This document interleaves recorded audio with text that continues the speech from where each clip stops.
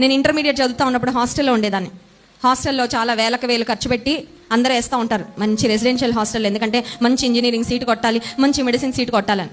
నేను ఉన్న ఊర్లోనే ఉంటే హాస్టల్లో వేశారు మా మమ్మీ డాడీ. ఎందుకంటే ఇంటి దగ్గర ఉంటే నేను సేవ అని ఆ మీటింగ్లు ఈ మీటింగ్లు తిరుగుతూ ఉండి చదవనని మా నాన్నగారు బాగా చదవాలని హాస్టల్లో పడేశారు. హాస్టల్లో పడేస్తే అక్కడ మా ఏవో సార్కి నేను చెప్పాను, సార్ వారమంతా హాస్టల్లో ఉంటాను కానీ ఆదివారం మాత్రం నన్ను మందిరానికి పంపించాలండి, నేను ఆదివారం మాత్రం హాస్టల్లో ఉండను అని చెప్పాను. సరే అన్నారు.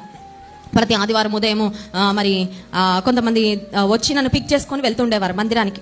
సరే నేను పరీక్షల సమయంలో కూడా మండే ఫైనల్ ఎగ్జామ్ ఉంది అంటే కూడా నేను మందిరానికి వెళ్ళేదాన్ని. మందిరానికి వెళ్తున్న సమయంలో కొంతమంది స్నేహితులు ఉండేవారు నాకు, వారికి నేనంటే అసలు పన్ను. ఎందుకంటే నాకు ఏ పిచ్చి అండి.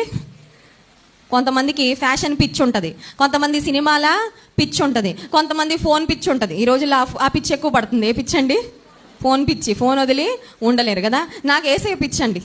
అయితే మా ఫ్రెండ్స్కి చాలా మందికి నేనంటే ఇష్టం ఉండేదాన్ని కాదు. ఎందుకంటే టైం దొరికితే ఏసయ్యా కరెంటు పోగానే ఏసే గురించి చెప్తా ఉండేదాన్ని, అవకాశం దొరికిన కొలది ఏసే గురించి చెప్తా ఉండేదాన్ని. ఇంకా వాళ్ళందరికీ అర్థమైపోయింది ఈమెకు బాగా ఏసై పిచ్చింది, ఈమె జోలికి వెళ్ళకూడదు, మనల్ని మార్చేస్తుందని అందరూ నన్ను దూరం పెట్టేసేవాళ్ళు.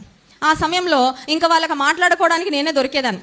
ఎందుకంటే మరి నేనంటే ఇష్టం లేదు కదా, ఏసయ్య పిచ్చని నేనంటే ఇష్టం లేదు కాబట్టి నన్ను గురించి ఎక్కడన్నా ఛాన్స్ దొరికితే నన్ను సూటిపోటి మాటలతో బాధ పెట్టాలని చూస్తూ ఉండేవాళ్ళు.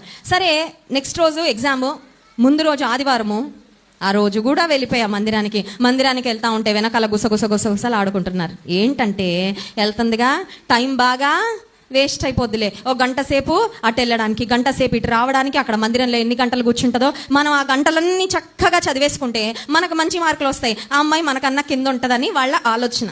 మాట్లాడుకునేవారు అన్నీ మాట్లాడుకున్నారు.